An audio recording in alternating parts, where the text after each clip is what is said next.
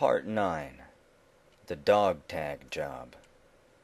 JT leaned up against a flashing crosswalk light and clutched his side, like he thought something would fall out.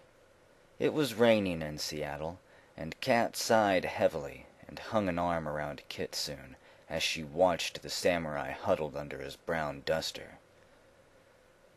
"We need JT at his best down there. Can't you whip up a spell to make him better like you did for me?" Kat's own wounds had faded into puckered flesh. If only magic worked so well on the mental scars I and Malcolm had left behind. "With the chrome he has, it'd be like trying to heal a carburetor." Hegemon leaned in between the two ladies and said, "Give the man time to heal. Hire an adept." "Shut up, Hegemon. What are your drones telling you?" Hegemon stared up into a skyline teeming with rain clouds and drones, paparazzi whirlers, police sentries, ad droids. Everyone with a stake in knowing what was going on in the streets put a drone in the sky. Hegemon's spotter drones melded into the flow of traffic, delivering a bird's-eye view of the people they planned to rob. He jacked into his control deck, pausing to let the digital reality wash over him. "They're standing in front of Lord Strung's department store. The dignitary is female. She has the briefcase chained to her left arm. Her detail is smaller than we thought. Just lead the agent and two others all dressed in slacks and dark jackets. You won't miss them." "What? No mage?" JT's smile looked more like a wince. "They don't make it obvious."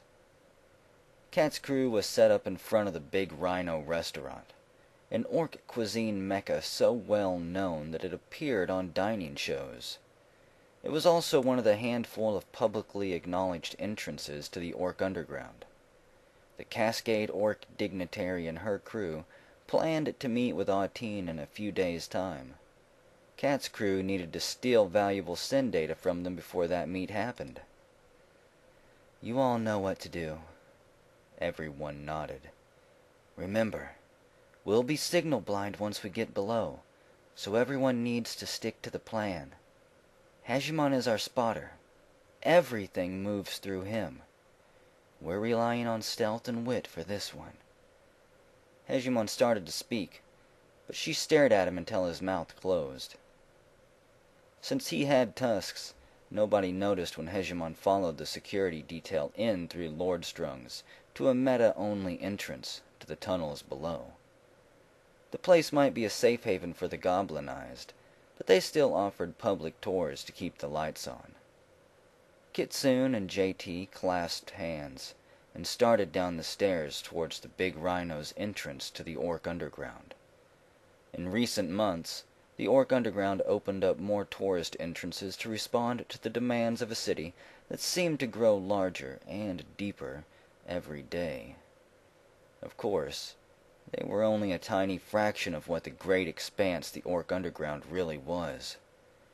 The tourist entrances just seemed to make the norms, politicos, cores, and Lone Star happy, which meant the majority of the orcs were left alone, just the way they liked it. Kat made her way to one of these newer entrances, a few blocks south in a hotel called Sourdough Station. She was dressed in an I Heart Brooklyn sweatshirt, with the hood pulled low over her brow. Her satchel swung loosely at her side, offering the impression of a street kid looking for afternoon thrills. The clerk at the entrance took her 15 Nuyen fee and muttered a warning to stay on the marked path. Kat fell in step with a couple of tourists. The halls were narrow enough that they had to group together. Conversation echoed off the low ceilings. A short, round man was talking up London as the new place to be. His friend, who called himself Eric, agreed and called it the gateway to the Turnanog. They got into a discussion with a tall, bookish type who announced himself as Professor Nicholas Russell. The professor droned on about the social value of the underground while Kat choked back bile, wondering if this is what having a sin was like.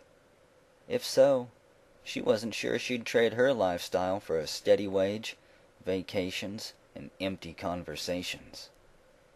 Up ahead, the human crowd moved east towards the safety of the marked tourist track. A handful of more adventurous souls drifted towards a bar whose pink neon sign proclaimed it as Below. Hegemon was standing beside the entrance, doing his best to resemble a bored local, trying to decide if the club was worth his time.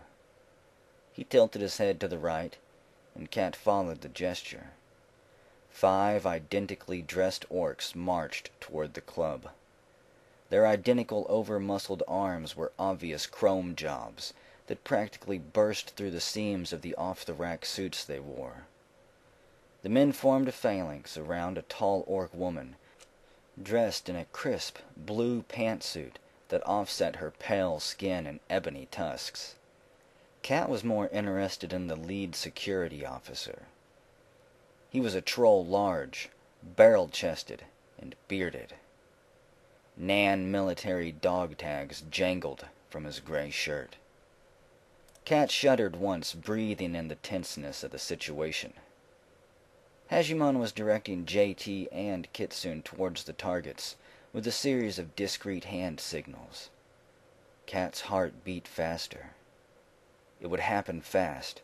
In this deep and hostile country, they'd only get one chance. Kitsune and JT held hands.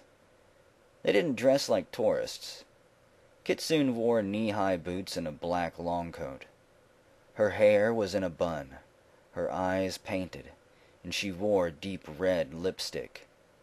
She looked like a 10. JT looked like a 4 in his beat-up Cass Army duster, jeans, and a Seattle Seahawks tee. He reluctantly let go of Kitsune's hand, and she sashayed to the bar, drawing more than a few eyes. While the men watched her, JT stumbled past the security chief. It took the man a second to realize what happened. He clutched at his throat where his dog tags had been a moment earlier, but in the next seconds, Kitsune's mana bolt spell took effect, and the lady dignitary crumpled to the ground. Somebody screamed, and there was a lot of shouting. Suddenly there was smoke as Kitsune's second spell took effect. Screams were joined by shouts of confusion. Then someone yelled, "Fire!" and everyone stampeded for the door. The security chief shouted for his men to go after JT, while he drew his weapon and moved to cover the dignitary. JT slammed past Kat, and she spun, feigning a lack of balance. But instead of slumping to the ground, she turned away and fell against the wall, securing the dog tags JT had just handed her. Kat had rehearsed this part in the mirror, time and again, hoping to be fast enough. She freed the memory core from the dog tags and slotted it into her Sega CTY 360 Cyberdeck. Half falling against the wall, she jacked into her deck, making short work of the rudimentary dog tag security, and copied all of the SIN data. When she pulled herself upright, it looked natural.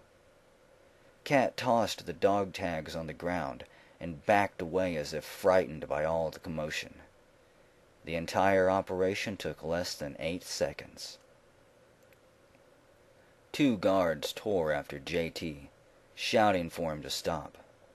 One of them noticed the dog tags on the floor and pulled up short. The thick-necked orc picked up the tags and called his partner back. Kat watched the entire scene play out through back glances as she blended in with the crowd of tourists hustling towards the exits.